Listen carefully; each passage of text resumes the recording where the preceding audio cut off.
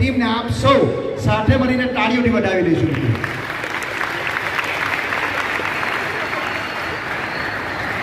આપણો દેશ એટલે સંસ્કૃતિ અને સંસ્કારથી ભરેલો દેશ.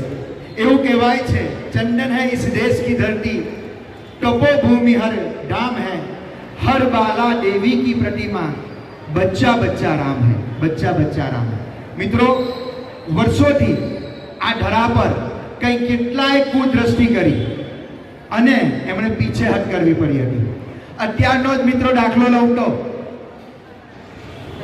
આપણા પડોશી દેશ પાકિસ્તાને ભારત પર કુદ્રષ્ટિ રાખી હુમલો કર્યો હતો અને આપણી ભારત દેશની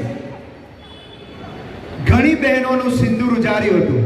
ત્યારે ભારતની વાયુસેના અને ભારતના આદરણીય વડાપ્રધાન શ્રી નરેન્દ્ર મોદીજીએ આ કુનીતિ, આ કુદ્રષ્ટિનો જવાબ આપવા માટે ઓપરેશન સિંદૂર પાર પાડ્યું અને પાકિસ્તાનને એનો જવાબ આપી દીધો. મિત્રો, આ તબક્કે આ વાયુસેનાને, આદરણીય વડાપ્રધાન શ્રી નરેન્દ્ર મોદીજીને હું લાખ લાખ લાખ અભિનંદન પાઠવું છું.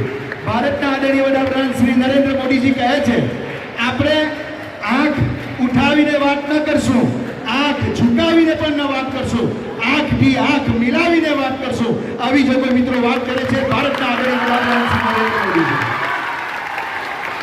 મિત્રો, સુભાષચંદ્ર બોઝે આપણને એક સૂત્ર આપ્યું હતું, તુમ મુझे खून दो मैं तुम्हें आजादी दूंगा. પરંતુ વર્તમાન આપણને એવું કહે છે, આપણે માત્ર આપણી વચ્ચે આપણા આકાશ સર હમણાં જ કીધું કે શિક્ષણ જરૂરી છે.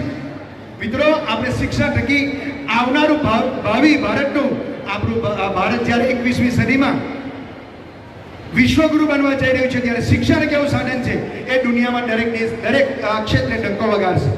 મિત્રો, પર્યાવરણનું રક્ષણ કરવું એ આપણી ફરજ છે.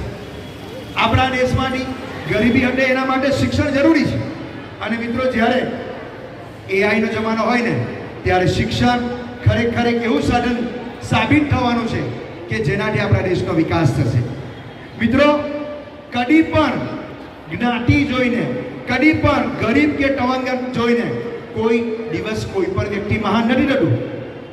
ઓડિશાના રાયરંગપુર ગામે, રાયરંગપુર જિલ્લાના એક ગામમાં એક સામાન્ય આદિવાસી સ્ત્રી આજે ભારત દેશના રાષ્ટ્રપતિ તરીકે જ્યારે સ્થાન પામે છે, દ્રૌપદી મુર્મુજીને હું નતમસ્તક વંદન કરું છું. કારણ મિત્રો, ક્યારેક જ્ઞાતિ અને જ્ઞાતિ જોઈને જીવનમાં પોતાનું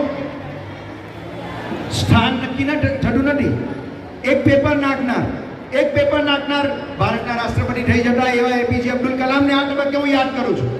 મિત્રો, આ દેશને આઝાદી અપાવવામાં ભગતસિંહથી લઈને ગાંધીજીથી લઈને બંધારણ બનાવવામાં ડૉક્ટર બાબા સાહેબ આંબેડકરનો પણ ફાળો હતો. અને અત્યારે હાલમાં ઘણી બધી સંસ્થાઓ ભારત દેશના સંસ્કાર અને સંસ્કૃતિને ટકાવવા માટે અને આઝાદીને ટકાવવા માટે કામ કરી રહી છે. જેમ કે રાષ્ટ્રીય સેવક સંઘ RSS, સ્વામિનારાયણ સંપ્રદાયના પ્રમુખ સ્વામી મહારાજને પણ આજે હું નતમસ્તક વંદન કરું છું કે એમણે સંપ્રદાયમાં વ્યસન છોડો બાબતે ખૂબ મોટી એક ચળવળ ચલાવી હતી. એ જ રીતે શ્રી રવિશંકરજી, એ જ રીતે સ્વાધ્યાય પરિવારના ડૉક્ટર એ જ રીતે પાંડુરંગ શાસ્ત્રી આઠવેલજી હોય અને એ જ રીતે 24 કલાક આ દેશને સતત ધબકતું રાખનાર આ ડૉક્ટર મિત્રો, સૈનિકો અને પોલીસ જવાનોને મિત્રો હું નતમસ્તક વંદન કરું છું. 15મી ઓગસ્ટના આ રાષ્ટ્રીય પર્વે હું આપ સૌને પણ નમ્ર વિનંતી કરું છું, હંમેશા રિસ્પેક્ટ કરજો આપણા નૌજવાનોને, આપણી સેનાને, આપણા ડૉક્ટર્સને, ઇવન આપણા શિક્ષક મિત્રોને જે તમને જીવન જીવવાના પાઠો શીખવે છે. મિત્રો, આપણું આ 21મી સદીનું ભારત નવયુવાનોનું ભારત છે. જ્યારે ગુરુકૃપા વિદ્યાલય 15મી ઓગસ્ટને ગુરુ